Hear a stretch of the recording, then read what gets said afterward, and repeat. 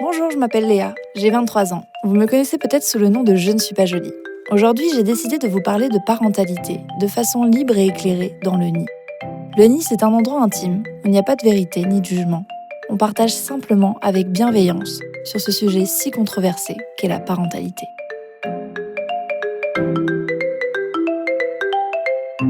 S'il y a un métier encore peu connu, c'est celui de doula. C'est Aymara qui vient nous en dire plus sur les choix qui l'ont poussée à faire appel à Aline, doula depuis plus de 3 ans. Elle a souhaité être accompagnée émotionnellement et psychologiquement pour sa deuxième grossesse.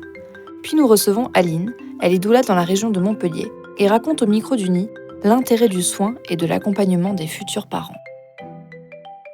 Bonjour déjà Aymara, merci d'être au micro du nid. Est-ce que tu peux nous présenter ta famille ? Alors, je m'appelle Aymara, j'ai 35 ans, je suis mariée à Pierre, un peu plus jeune, 33, qui est artisan à son compte, et je suis maman d'une petite Leïla qui a 3 ans le 21 février et Tobias, 4 ans, 1 an le 4 janvier. Faut pas les vieillir trop vite, ça passe déjà assez vite comme ça. Et du coup, toi, à quel moment est-ce que tu as eu envie de fonder une famille ? À quel moment est-ce que tu as décidé d'être maman ? Est-ce que c'était quelque chose qui était ancré en toi depuis toujours ? C'était ancré chez le papa depuis toujours, Ouais. chez moi pas trop. J'avais envie de vivre ma vie en fait. J'avais l'impression qu'être maman, c'était tout mettre en parenthèse. Ouais. Et Leïla est arrivée, c'est elle qui a choisi. Ouais. Je le vois comme ça. Et au final, est-ce qu'on s'arrête de vivre quand on est maman ? Pas du tout. C'est une autre vie. Et je pense que pour mon cas, c'était bien que j'ai attendu un peu. Mais on n'arrête pas de vivre. C'est mieux. On vit différemment. Ouais, mais c'est mieux finalement. Et comment s'est déroulée ta première grossesse, ton premier accouchement ? Du coup, ma première grossesse, c'était pas du déni, mais c'était faut pas que ça me ralentisse. Je vais au travail, je fais plein de choses. Du coup, j'ai pas souvenir d'une grossesse cocooning. C'était plutôt une grossesse très active. Et c'était un accouchement qui, jusqu'à tomber enceinte du second, m'a toujours semblé bien. En tout cas, il n'y avait pas de trauma. C'était un accouchement bien, au CHU, sous péri, enfin classique quoi. Ouais, classique. Mais jusqu'à tomber enceinte du second, pour moi, il était choisi. Ouais.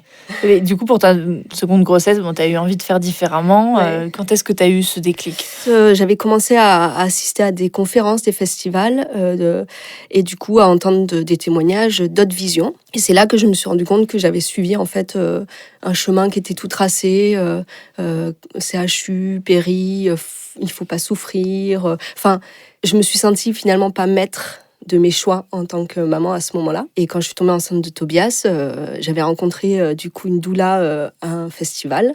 Et je l'ai appelée parce que je voulais que quelqu'un m'aide à tracer ma route en tant que maman. Ouais, à définir vraiment ce que tu souhaitais. Ouais. Et bon, tu as donc pris contact avec cette doula, mais est-ce que tu avais déjà entendu parler de ce métier auparavant ou... Pas du tout. Pas du tout. Pourtant, je suis d'origine argentine. Et dans les pays latins, tout ce qui est sororité, tout ce qui est entraide entre femmes, c'est quand même un point important. Mais non. Non, c'était tout nouveau. C'est vrai qu'on Ouais. commence de plus en plus à en parler, mais ça reste quand même assez rare. Et comment ça se passe, le suivi avec elle ? Qu'est-ce qu'elle t'a apporté ? Dans mon cas, je pense qu'elle m'a apporté beaucoup de discussions. J'avais besoin de me confier, de le dire à l'oral, les chemins que j'allais emprunter. Enfin, dans ma tête, c'était déjà bien défini, mais j'avais besoin de le dire. Ouais. Et pour mon cas, elle m'a beaucoup... ça a été des longues heures de conversation autour d'un thé. C'était pas très technique. Elle est rentrée dans les aspects peut-être techniques avec le papa, Pierre, qui avait plus de crainte, parce que j'avais décidé du coup d'accoucher à domicile, qui avait plus de peur. Et du coup, elle est rentrée plus sur les aspects techniques, sur les aspects... la capacité de la femme, en fait, à accoucher. Qu'il fallait nous faire confiance. Ouais. Avec moi, elle n'avait pas besoin d'aborder tout ça. Ça s'était réveillé en moi. Ouais. Mais j'avais besoin de parler, d'avoir une confidente. Et du coup, quel chemin t'avais choisi de prendre ? C'était... Quand je suis tombée enceinte de Tobias, c'était de suite à domicile. Ouais. J'avais envie d'accoucher à domicile, j'avais envie de penser à moi. Du coup, j'avais beaucoup de trajets pour aller au travail. J'ai demandé un arrêt que j'ai obtenu pour me reposer. C'était une seconde grossesse, donc plus vite, on sent les effets de la grossesse. Il était très bas. Du coup, j'avais mal quand je marchais, donc j'étais mise en arrêt. Et ça a été moi, à rester allongée, à lire, à prendre des bains et à chercher du coup cette cohésion entre femmes. Et tu sens que tu as créé un lien différent du fait d'avoir vécu cette grossesse de cette façon? Est-ce que tu ressentais différemment ta grossesse? Comment est-ce que tu l'as, ton bébé? Je l'ai pas senti différemment. Alors je sais pas si c'est morphologique ou pas. J'ai pas senti beaucoup mes 2 enfants bouger. D'accord. Ouais, c'était pas des grands. C'était pas des grands. C'était pas des grosses. Voilà. On aurait pu croire vu le parcours de leurs parents, mais non, c'était plutôt calme dans le ventre. Par contre, je le sens avec mon rapport avec Tobias. Et pour une personne qui a l'habitude d'être suivie par une sage-femme, un gynécologue, quelle est la différence avec l'accompagnement d'une doula? Parce que souvent, on a l'impression que ça enlève un côté médical, sécurisé. Mais... Alors, dans mon cas, même pour Leïla, j'avais pas de suivi gynécologique. Moi, j'ai travaillé du coup à l'UFR de médecine et je savais très bien que les sages-femmes étaient 100% compétentes. Du coup, j'ai toujours été suivie par des sages-femmes. Après, c'est vrai que même s'il y a une sage-femme à domicile, la doula, elle n'a pas cet aspect médicalisé. Bon, pour moi, ça a été une réponse en fait à une attente de confiance en fait sur nos capacités à gérer cette situation. J'avais toujours la conscience qu'il y avait le médical derrière, qu'il y avait toujours une opportunité, une porte ouverte. Et c'est pas du tout un déni de cette branche-là. Il y a des cas où c'est nécessaire et puis c'est très bien comme ça. Je suis pas contre l'évolution de la médecine, mais j'avais besoin. En fait, je me suis reconnectée au sacré. Voilà, j'appelle ça au sacré. À ce qu'on est nous en tant que femme. En fait, on est capable. De tomber enceinte et d'accoucher, c'est pour moi biologique, c'est inné, c'est une capacité innée chez nous. Qu'on le veuille ou pas d'être maman, après c'est autre chose, mais je pense que les femmes, il faut qu'on puisse écouter. Et la doula, elle était là pour que je puisse, en fait, cette parole-là, la dire à voix haute, qu'enfin, je puisse, si personne ne m'écoutait dans mon entourage, au moins moi, je puisse m'écouter. C'était un soutien. Et du coup, pour ta première grossesse, ton premier accouchement, tu as accouché donc sous péridurale. Pour le second, c'était différent. Est-ce que tu as eu une préparation par rapport à ça? Est-ce que ça te faisait peur ou pas du tout? Non. La sage-femme qui, du coup, accompagne à l'accouchement à domicile, elle était toujours très claire, pas de scénario. Les scénarios, ça rassure. Quand ça se passe pas comme dans le scénario, en fait, ça fait paniquer énormément. Bien sûr. Du coup, c'était pas de scénario. On peut mettre des exercices en place. Voilà, j'avais sélectionné la musique que j'aime, des parfums, des voiles pour mettre sur les lumières, tout ce que j'aime manger, des noix de cajou, du chocolat noir. Enfin, voilà, on se dit, on va s'entourer de tout ce qui nous fait du bien. Bon, finalement, rien n'a servi. Parce que quand on est dedans, on est dedans. Mais sans scénario. Parce que pour le coup, le papa avait besoin d'un scénario. Et ça a été difficile pour lui. Du coup, comment est-ce qu'il a réagi? Comment est-ce que ton entourage a réagi quand tu as parlé d'accouchement à la maison, de doula? Ma mère, elle a été super paniquée. Elle a eu trop peur, jusqu'au dernier moment. Et du côté du papa, je sais pas trop. En tout cas, ils l'ont jamais témoigné.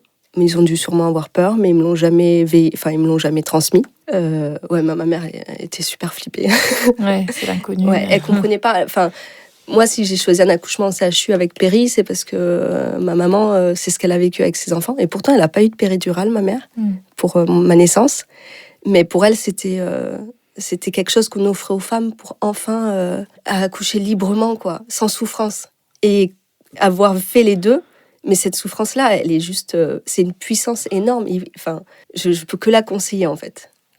Pas souffrir, mais d'essayer sans péridurale. Déjà, je pense qu'à partir du moment où on a un projet d'accouchement sans péridurale, pour moi, parce que c'était mon cas également, je voyais plus ça comme une souffrance, c'était une sensation. Alors ça, c'est une sensation qu'on n'a jamais connue jusqu'alors, mais c'est une sensation qui mène vers quelque chose de tellement beau et puissant que...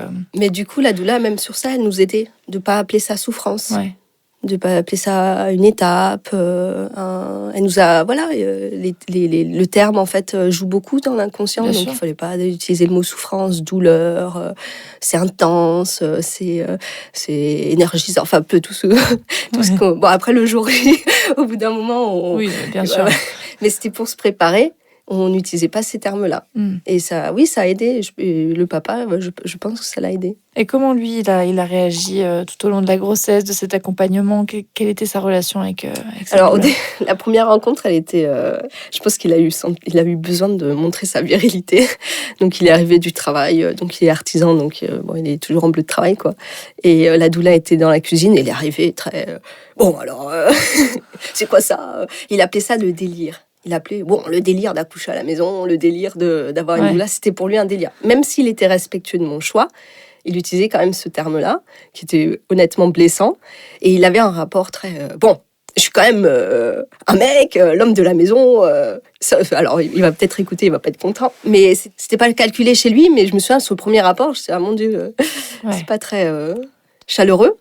Et maintenant, elle a fait son job, quoi. Elle a su lui trouver les mots. Et puis surtout, elle a su lui montrer que l'institution, elle est peut-être pas pensée pour les femmes. Et que, en tant que papa et en tant que mari, il fallait qu'il pense à mon bien-être. Et aujourd'hui, avec le recul, c'est un pro doula et accouchement à domicile. Il a viré de bord. Ça y est. Et comment toi, t'as géré le postpartum pour cette seconde grossesse? Est-ce que c'était différent de ton premier accouchement? Ouais. Ce qui était bien, c'est que du coup, après l'accouchement, il y avait la doula et la sage-femme qui étaient là. Donc ça a été pour Leïla, c'était un accouchement 100% garçon à part moi et Leïla, parce que c'était un sage-femme homme, un interne homme, que des hommes. Et pour Tobias, il n'y avait que des femmes, à part lui et son papa. Et du coup, c'était très cocon, quoi. C'était de suite dans le lit du papa et de notre lit, de suite allongé à côté de moi. Et les premières 24 heures, c'est juste resté comme ça, quoi. Et je pense que c'est ce qu'il faut. C'est pour la maman et pour le bébé, c'est juste... il y a une séparation qui se fait à moment aussi de l'accouchement. Il n'est plus en nous. Ouais. Mais du coup, rester comme ça, collé, peau à peau, 24 heures, sans que rien vienne... Même si c'est toujours fait avec bienveillance. Au CHU, quand on venait m'amener à manger, c'était pour mon bien, ça j'en ai conscience. Mais du coup, c'est pour ça que je parle pas de trauma. Il n'y avait pas de trauma. Mais pour lui et moi, ça a été bien que les premières 24 heures, c'était... la séparation était physique, mais après, c'est tout. On revenait l'un à l'autre. Voilà. Et dans le caractère de chacun, même si Tobias est encore petit, mais est-ce que tu vois des différences? Est-ce que tu penses que ça joue sur certaines choses? Comment toi tu l'analyses avec ton regard moi de maman? Je trouve... alors après, voilà, je sais pas qu'est-ce qui joue sur quoi. Moi, je le trouve très calme, très doux. Et surtout, il a de l'empathie. C'est bizarre de dire ça pour un enfant de 1 an. C'est de l'empathie. Mais il a de l'empathie. Ce matin, je me suis coiffée. Et je me suis retournée, il était derrière moi et il faisait les mêmes gestes que moi. et quelqu'un joue avec lui, le fait rire, il va lui faire un câlin. Ouais. En fait, il est tout le temps dans le don et dans la générosité. Et là, c'est pas l'inverse non plus, mais des fois c'est plus brut. Alors je sais pas qu'est-ce qui est lié à quoi. Oui. Et puis surtout, j'ai pas envie de me dire que parce que Tobias a été le projet que j'ai voulu et qui s'est réalisé, que du coup il faut plus le bonifier par rapport à Leïla. Puis il y a aussi l'inné. Voilà. Mais c'est vrai que lui, il y a quelque chose... Des fois, j'ai l'impression de le regarder et je vois comme... j'ai l'impression qu'il comprend. Ouais. Mais peut-être parce qu'il a été écouté, en fait. J'ai été écoutée, qu'il a été écouté. Et que tu t'es écouté aussi. Et si c'était à refaire, je sais pas, un 3e enfant, ou même pour ton premier accouchement, est-ce que tu solliciterais une doula à nouveau? Alors, je pense... Après, du coup, la doula était présente le jour de l'accouchement, parce que je pense que ça rassurait le papa. Et puis, on ne savait pas si Leïla allait rester ici avec nous ou pas ce jour-là, donc il fallait peut-être quelqu'un qui gère. Si j'ai un 3e enfant, je ne pense pas que la doula serait au moment de l'accouchement, parce que du coup, même si chaque accouchement est différent, être rassuré à ce moment-là peut-être n'est plus nécessaire pour nous. En tout cas, le papa, lui, il en a plus besoin. Ouais.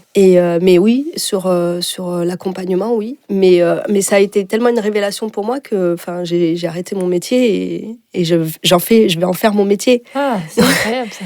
Donc, c'est que tout d'un coup, cette sororité, ça m'a explosé en pleine figure. Ouais. Et en fait, j'ai envie d'offrir aux femmes ce que moi, j'ai pu vivre, quoi. C'est beau. Merci beaucoup. Bonjour Aline. Bonjour. Merci, bienvenue au micro du Nid. Est-ce que tu peux nous parler un peu déjà de ton parcours ? Oui. Alors, donc, je m'appelle Aline Gosse, j'ai 34 ans. Donc, je suis dans la région autour de Montpellier depuis environ 2 ans. Je suis originaire du nord de la France à la base. J'ai été auxiliaire de puériculture pendant une dizaine d'années, à partir de 2005-2006.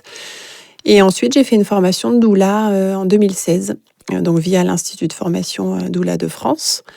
Et depuis, en fait, moi, j'accompagne des couples, des femmes autour de la parentalité, de la naissance, de la maternité. Oui, c'est assez global. Est-ce que c'est simplement un accompagnement des futurs parents ou ça peut être même après, au niveau postpartum, quand il y a des questionnements C'est vraiment global, en fait. Ça part dès le désir d'enfant, si besoin.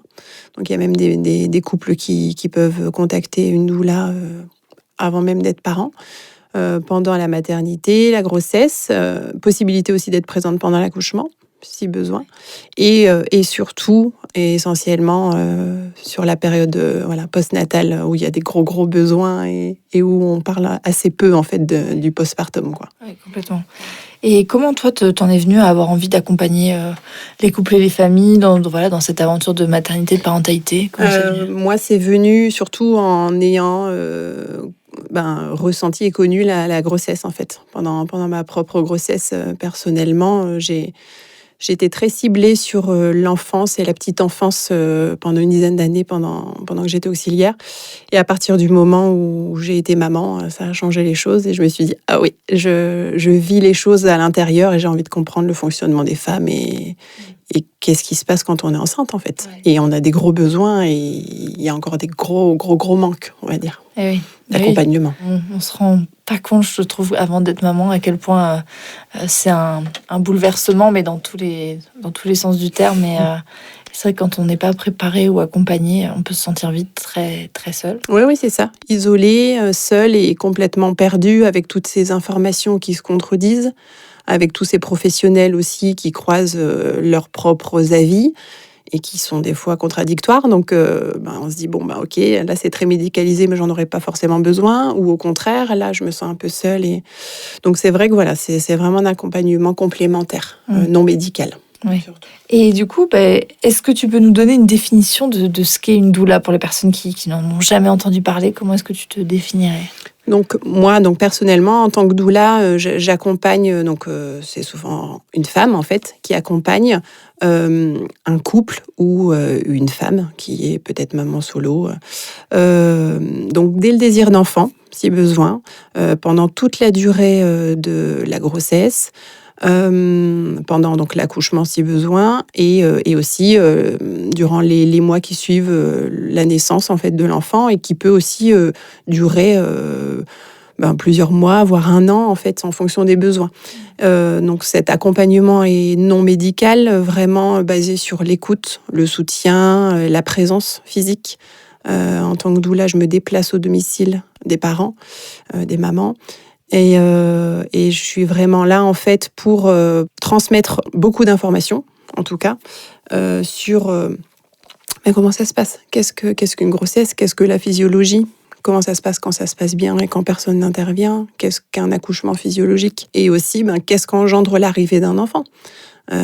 C'est magnifique, un enfant c'est superbe, mais en tout cas ça bouleverse beaucoup de choses. Donc si besoin en tout cas, je suis vraiment là pour répondre à la demande et aux besoins et pas devancer forcément, mais d'être là dans le positionnement de si je vois qu'il y a des manquements et qu'il y a des thèmes qui sont pas clairs du tout, j'essaye d'éclairer un maximum en fait. Oui, voilà. C'est vraiment un soutien à la fois psychique et... Ouais, psychologique. Et puis même aussi pratico-pratique en postpartum, de pouvoir me déplacer chez une maman qui est soit seule ou dont le conjoint travaille et reprend le travail rapidement.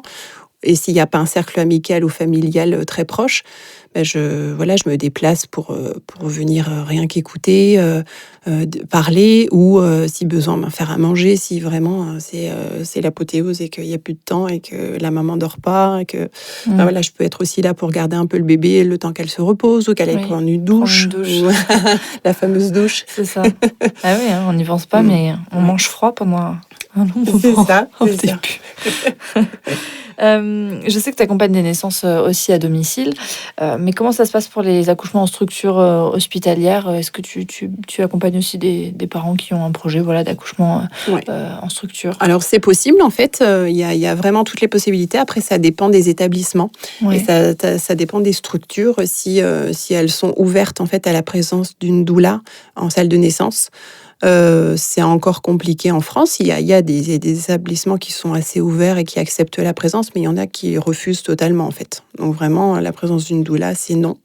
D'accord. Ou alors après, c'est vraiment ce qui peut un peu être problématique, c'est le papa veut vraiment être présent, la maman a besoin du papa, et ils aimeraient aussi la présence d'une doula. Ouais. Et là, 2 personnes, même avec un changement, pas forcément les 2 personnes en même temps, mais avec un changement, l'équipe n'accepte pas.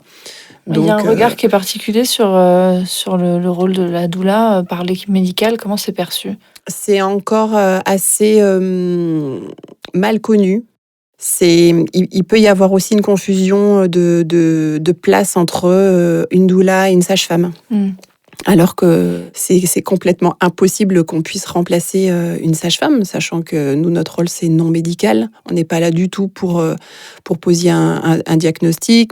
On ne suit pas la grossesse, en fait. On accompagne la femme, on accompagne le couple. Et on n'est absolument pas apte, en fait, à... se substituer. Voilà. Et donc on est vraiment là pour pouvoir, au cas où, décharger peut-être un peu ce côté être présente, ne pas couper la continuité d'un besoin d'aide ou rien que de rassurer. Et justement, on peut être là, en fait, à côté de la maman qui est en train d'avoir des contractions assez importantes, par exemple, en salle de naissance. Et dans ce cas-là, dans des établissements, quand il y a vraiment un bon dialogue et une bonne communication entre l'équipe, donc la sage-femme et la doula, il y a beaucoup de sages-femmes qui disent, mais en fait, c'est très agréable. Parce qu'on sait que la maman, elle perd papier, elle garde cette continuité avec une personne qu'elle connaît depuis des mois. Ça, c'est hyper important aussi, de se dire, OK, je fais appel à quelqu'un et elle va être à mes côtés pendant presque 1 an. Et ça va être la même personne. Alors que dans un suivi de grossesse, on sait très bien que les professionnels médicaux, il y en a beaucoup, quoi. Et puis, en structure, on ne peut pas du tout être certain ou certaine que l'équipe sera la même du début jusqu'à la fin. Moi, je sais que j'ai eu 3 équipes différentes. Et même si les équipes sont dans la bienveillance et dans l'envie de bien faire, ça reste des nouvelles personnes à chaque fois qui touchent votre corps, qui interviennent. Donc, bien sûr. Ouais. Et quand il y a des réticences ou des doutes du côté du compagnon, quand le projet est très clair pour la maman, mais le compagnon a un petit peu plus de difficultés, toi, comment tu te positionnes ? Pour un projet de naissance en fonction du lieu, c'est ça, par rapport ou le fait même de ta présence ou de l'intérêt de ta présence. Il y a eu en fait des cas où le papa trouvait pas forcément de nécessité à faire appel à une doula. Si c'était vraiment un désir et un souhait de la maman, dans ce cas-là, moi ça m'est déjà arrivé de faire des accompagnements sans rencontrer le papa. J'ai jamais eu de cas où l'homme et donc le papa se positionnaient fermement en disant moi je veux pas que ma femme soit accompagnée par une doula, mais en tout cas il y a pu y avoir quelques couples où ils souhaitaient pas forcément être présents parce qu'ils disaient qu'il y avait pas forcément de questions, mais malgré tout à force de rencontrer la maman dans des rendez-vous, quand elle lui parlait de certaines choses que j'avais pu transmettre ou des questions qu'elle posait, elle disait quand elle lui retransmettait, il disait ah oui d'accord, ça je savais pas.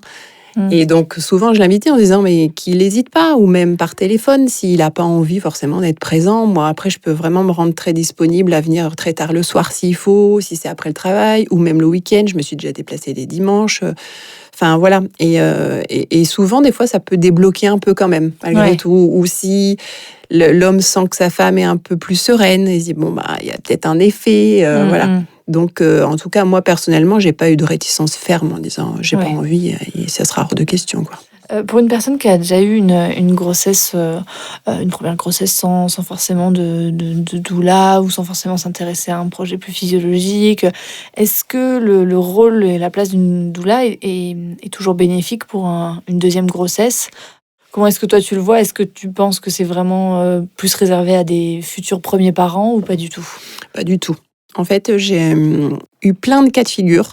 J'avais un peu en tête de me dire, bon, ben, ce sera sûrement des femmes qui sont mamans pour la première fois qui feront appel à moi. Et donc, il y en a eu. Et en fait, finalement, il y a beaucoup de femmes qui font appel à une doula et qui ont fait appel à moi à partir du 2e, 3e, 4e. Et là, j'ai eu le cas d'une maman que j'ai rencontrée qui est enceinte du 8e et qui a jamais eu de doula avant et qui se dit mais là en fait j'ai passé 40 ans et je suis moins dans l'insouciance et là j'ai des peurs qui arrivent alors que pour les premiers ça coulait et je me suis pas trop posé de questions et là oui en fait il y a plein de choses qui émergent et là je ressens vraiment le besoin d'être accompagnée parce que je sens que ça part dans tous les sens et avec les vécus de toutes les grossesses, tous les accouchements, il y a des choses qui font peur et certaines femmes n'ont pas envie de revivre ce qu'elles ont vécu. Donc elles se disent, qu'est-ce que je peux mettre en place? Qu'est-ce qui s'est passé pour qu'on en arrive là? Et dans ce cas-là, qu'est-ce qu'on peut mettre en place pour que ça n'arrive pas? Après, on peut pas tout contrôler, voilà. Non, mais en tout cas, j'ai été très surprise de voir qu'en fait, y a des femmes, des 2e ou 3e qui se disent ok, là, j'ai accouché en structure et là ça sera notre dernier projet bébé et là on a envie de tester quelque chose de plus physiologique en maison de naissance ou plateau technique ou à la maison. Même pour un projet, moi j'ai eu un projet très physiologique pour le premier, j'avais un projet d'accouchement à domicile qui n'a pas pu aboutir parce que j'ai dépassé mon terme de plus d'une semaine, mais j'ai du coup énormément subi mon accouchement dans le sens où même si les équipes médicales étaient le plus bienveillantes possible, ça reste un accouchement très médicalisé puisque déclenchement, etc. Et ce qui a suivi après, ça a été beaucoup de culpabilité, beaucoup de remise en question, et des choses que la famille et l'entourage proche ne peut pas forcément comprendre. Parce qu'on va vous sortir des phrases comme « mais c'est bon, il est en bonne santé, mais ça va, si ça s'est passé comme ça, c'est que ça devait arriver ». Et on n'a pas forcément ce soutien-là émotionnel qui est très très important en fait et qui, je pense, alors c'est ma prochaine question, est-ce que tu penses que cette prise en charge, elle permet aussi d'éviter ou du moins de diminuer le risque de dépression postpartum, tout ça dont on parle peu, mais il y a des statistiques, j'ai plus exactement les chiffres en tête et donc je vais pas dire de bêtises, mais en tout cas il y a vraiment des pourcentages de diminution rien que des taux de césarienne, des taux de demande de péridurale. La présence d'une doula, rien que dans l'accompagnement, même si elle n'est pas présente physiquement à l'accouchement, le fait d'avoir été accompagnée par une doula et l'accompagnement qui suit en postpartum change plein de choses. Parce que déjà, on est informé qu'on a le droit de refuser la plupart des actes s'il n'y a pas d'urgence vitale. À partir de ce moment-là, on se dit, ok, là je suis actrice, c'est mon corps et c'est moi qui vais décider si on le touche à un moment ou à un autre et peut-être qu'on peut différer parce que là j'ai une douleur et j'ai pas envie et j'ai le droit de me positionner, même face aux blouses blanches et même à une personne hyper bienveillante qui a vraiment envie de nous aider, mais c'est pas elle qui décide. Et rien que déjà ça, en fait, ça change la posture, même pour le papa. Le fait de savoir s'il a envie, en tout cas, de prendre sa place en tant que père et garant d'harmoniser en fait les choses et d'être garant de la bulle dans laquelle la maman doit rester, chacun se renforce et chacun se dit ok, là mon rôle de parent il commence maintenant, avant même que la naissance ait eu lieu. Et même après, en fait, le fait de ne pas se sentir seul et de se dire il y a quelqu'un qui va m'écouter et qui va entendre ce que j'ai vécu, même si ok mon bébé va bien, même si globalement je vais bien maintenant, mais j'ai subi des choses que j'avais peut-être pas envie, mais je savais pas. On n'est pas jugé, on est entendu et reconnu, en fait, en tant que personne qui n'a pas été hyperactrice. Ça change tout. Parce que les copines, elles ont envie d'un peu d'épurer les choses et de dire, voilà, je vais te rassurer en disant que, essaye d'oublier et puis ça passera. Et non, on n'oublie pas. C'est imprimé et ça reste toute la vie. Et la famille, pareil. C'est vrai que c'est délicat d'entendre qu'on a peut-être vécu des choses pas forcément très agréables pour un événement qui est le plus merveilleux normalement dans la vie. Et donc c'est vrai que voilà, d'avoir une personne qui est consciente de ce que engendre en fait une naissance, aussi bien la naissance de la mère et la naissance de l'enfant, la naissance du trio ou la naissance de la famille, ça change beaucoup de choses. Oui. On se sent entendu et reconnu, quoi. À qui est-ce qu'on peut s'adresser quand on apprend qu'on est enceinte et qu'on souhaite rencontrer une doula proche de chez soi? Alors, il peut y avoir des professionnels qui connaissent des doulas et qui en parlent. Donc, aussi bien des sages-femmes, des ostéopathes, des gynécologues. Ça reste encore rare, mais en tout cas, c'est possible. Après, la meilleure façon, en fait, de trouver une doula, c'est sur Internet, sur les réseaux. Donc, si on tape accompagnement périnatal, accompagnante ou doula, on tombe rapidement sur l'association Doula de France. Dont je fais partie, et qui a un annuaire national des doulas de France. Et là, on est répertorié par département. On est classé en fonction de la situation géographique. Et puis après, il y a un petit descriptif et il y a nos coordonnées pour pouvoir nous contacter. Prendre contact. Voilà. Donc là, c'est l'association Doula de France qui regroupe en fait les doulas de France. Et ensuite, il y a l'organisme de formation, donc l'Institut de formation Doula de France, dont je fais partie aussi. Donc moi, je me suis formée via cet institut-là. Et là, je fais partie en fait du bureau chargé de communication et de l'image. Et en fait, pareil, l'Institut propose une formation à l'année sur un an, de janvier à décembre, tous les ans, avec différentes villes. En fait, ils ouvrent des promos de formation. Actuellement, c'est Paris, Bordeaux et Lyon. D'accord, ça change chaque année. Voilà. Ok. Merci beaucoup. Avec plaisir. Merci d'avoir écouté Le Nid. Vous retrouverez toutes les informations de ce podcast dans la description. N'hésitez pas surtout à nous noter et à nous faire tous vos retours. On a hâte de lire vos commentaires et moi je vous dis à très vite dans un prochain épisode.